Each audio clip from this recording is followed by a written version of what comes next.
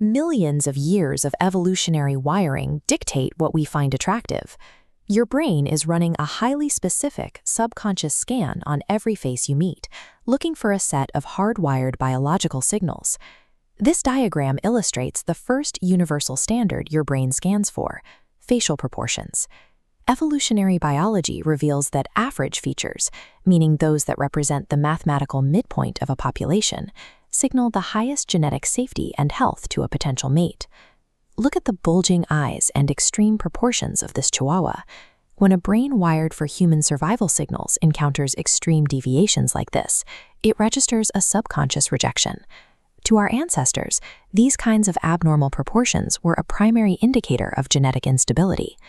The second universal standard is facial symmetry. Because a body must survive years of potential viruses, parasites, and developmental stressors, a perfectly mirrored face serves as proof that the individual's biology remained on track despite those environmental challenges. Some non-human traits can actually bypass this evaluation system. Look at the round face and large eyes of this cheetah cub. This specific geometry mimics human baby schema, a biological pattern that triggers our nurturing instincts rather than our mate selection filters. Ultimately, what we call beauty is a biological billboard advertising a healthy, symmetrical, and genetically robust partner. Most people assume their facial structure is a permanent inheritance, a blueprint locked into their DNA by their parents. But monozygotic twin studies tell a different story. These twins share identical DNA, and while their upper faces remain nearly the same, their lower jaw structures are drastically different. This reveals that the bottom half of your face is highly malleable, shaped more by your environment than your genes. Watch the profile of this jaw dropping to breathe. This is chronic mouth breathing, an environmental habit that actively destroys the blueprint of a strong face. When the mouth remains open, the jaw naturally drops downward. Without the tongue resting against the roof of the mouth to provide internal support, the upper palate begins to narrow and the face elongates. This creates a cascade of structural issues. As the jaw recedes, it narrows the airway, which forces the neck to crane forward into a hunched posture just to keep oxygen moving. Invisible daily habits have the physical force to warp your bone structure. Over time, mouth breathing erodes the very evolutionary markers of attractiveness you were born with. This process is reversible through orthotropics. The bones of the human face remain physically malleable well into adulthood, capable of remodeling themselves if they are subjected to continuous corrective pressure. This diagram shows the constant battle of forces inside your mouth. Your cheek muscles are always pushing inward, shown here by the red arrows. Without a counterforce pushing back out, your teeth and palate will eventually collapse. To fix this, you must locate the N spot. Touch the tip of your tongue to the ridge right behind your upper front teeth, the spot your tongue hits when you say the letter N. Next, seal your lips and swallow to create a vacuum.